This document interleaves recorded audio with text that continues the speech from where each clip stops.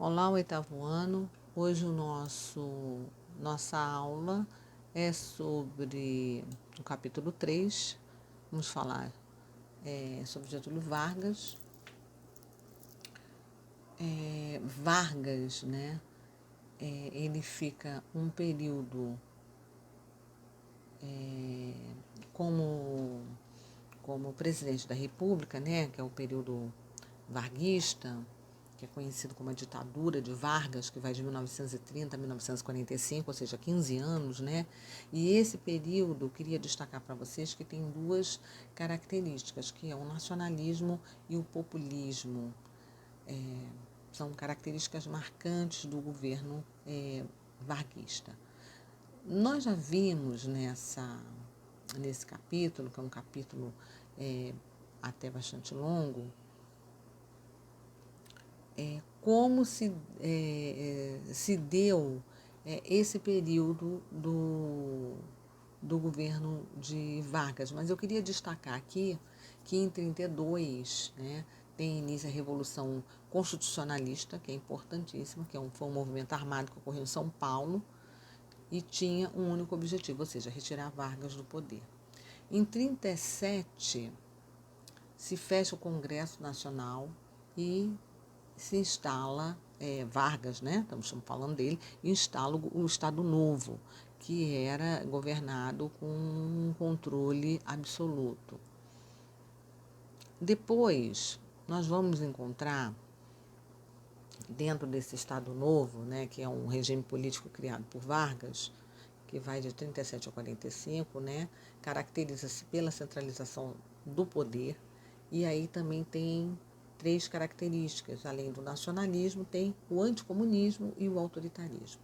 Então, ele censura, controla manifestações contra o seu governo e persegue seus adversários políticos.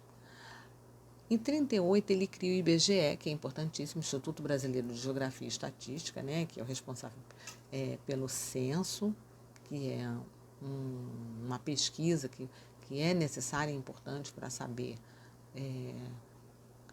quantas pessoas tem no Brasil, a situação socioeconômica, características mais detalhadas das famílias brasileiras.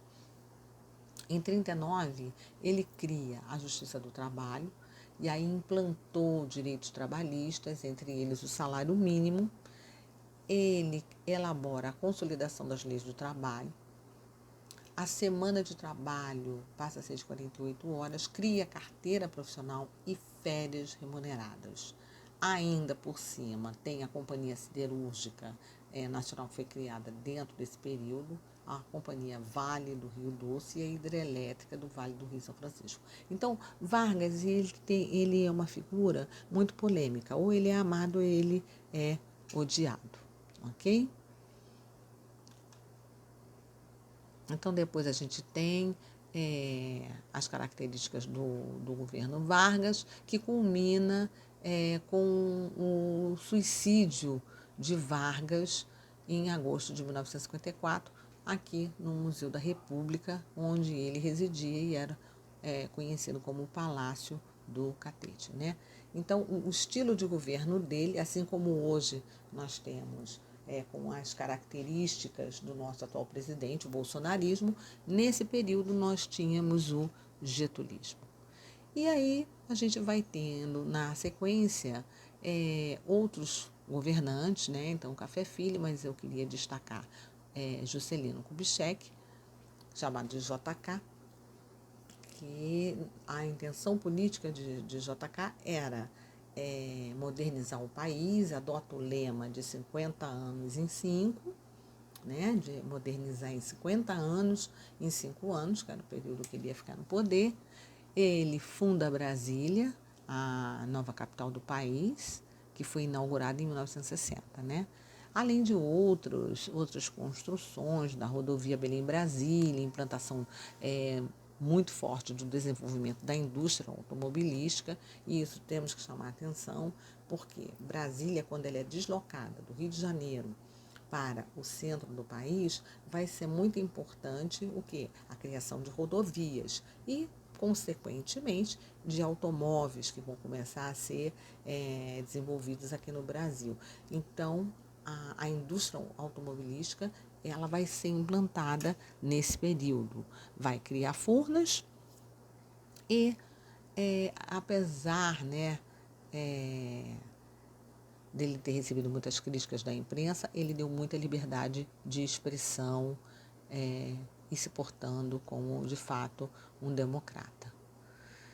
Então, tem algumas revoltas dentro do governo, né? Nós já vimos nas aulas anteriores eu sugiro uma releitura, a de Aragarças, com algumas características. Depois dele nós temos Jânio Quadro, nós temos,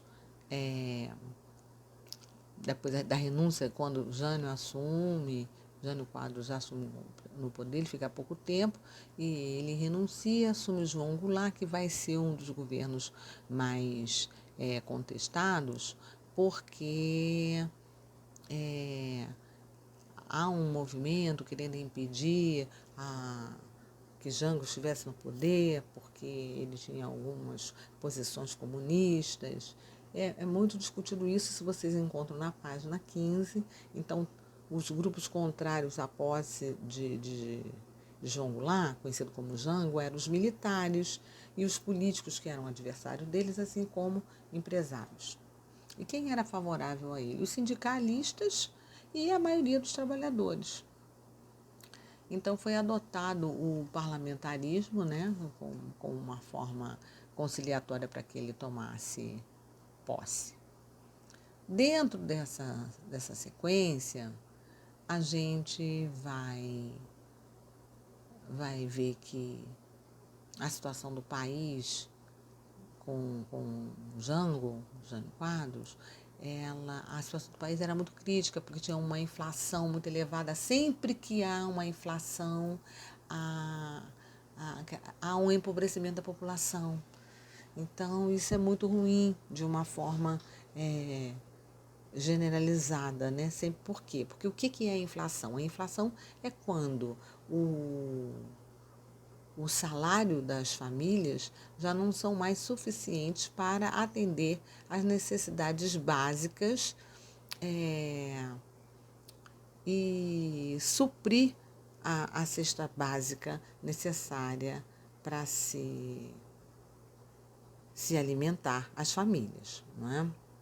Bom, esse capítulo, ele traz também aqui as questões de golpe e revolução, né? Porque depois de Jango vai ter a revolução ou golpe de 64, né?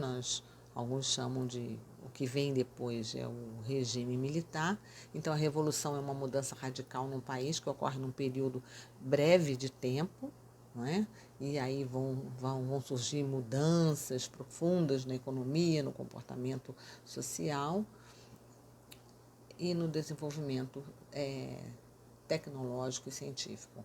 Já o golpe militar é a tomada do poder num país por um grupo de militares que vão instalar uma ditadura militar sem contar com o apoio da população. E é isso que ocorre depois de Jango, e aí a gente vai ter Castelo Branco, e aí na sequência a gente tem na página 19, né, as ações do governo de Castelo Branco, né, vão ser estabelecidos os atos institucionais, e nós vamos ter, que é interessante chamar a atenção, no governo de Marechal Costa e Silva, que vai de 1967 a 1969, a edição do ato AI-5, né, que deu poderes assim, ao presidente para fechar o Congresso Nacional, caçar políticos e fazer repressão. Então, o ano de 68 é um ano bastante difícil para os brasileiros por conta de todas essas medidas que foram adotadas com muita repressão para a sociedade brasileira.